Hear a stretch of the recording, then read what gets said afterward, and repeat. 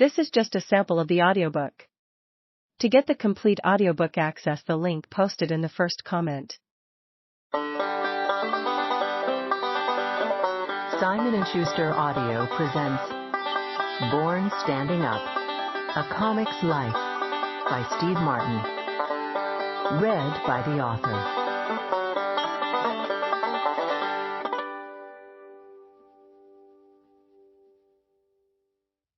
Beforehand. I did stand-up comedy for 18 years. 10 of those years were spent learning, 4 years were spent refining, and 4 were spent in wild success. My most persistent memory of stand-up is of my mouth being in the present and my mind being in the future. The mouth speaking the line, the body delivering the gesture, while the mind looks back, observing, analyzing, judging, worrying, and then deciding when and what to say next. Enjoyment while performing was rare. Enjoyment would have been an indulgent loss of focus that comedy cannot afford.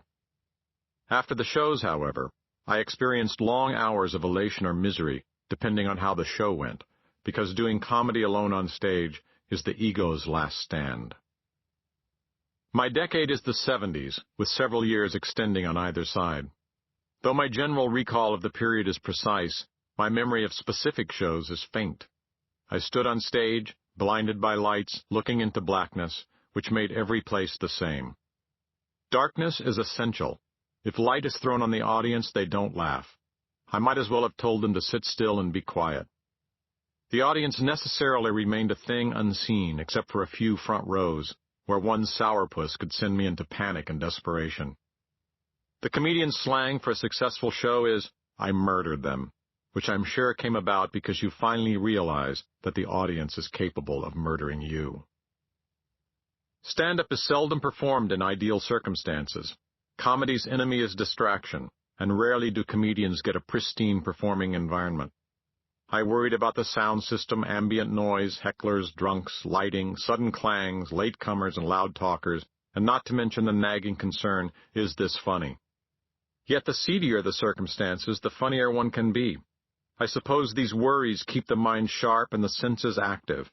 I can remember instantly retiming a punchline to fit around the crash of a dropped glass of wine, or raising my voice to cover a patron's ill-timed sneeze, seemingly microseconds before the interruption happened. I was seeking comic originality, and fame fell on me as a byproduct.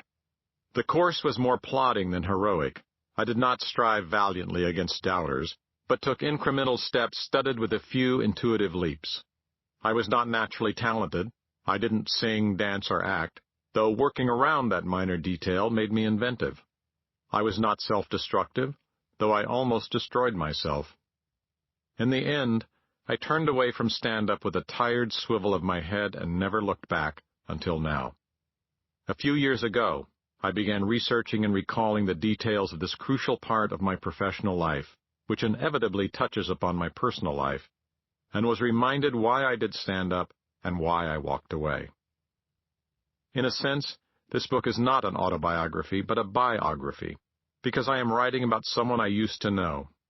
Yes, these events are true, yet sometimes they seem to have happened to someone else, and I often felt like a curious onlooker or someone trying to remember a dream.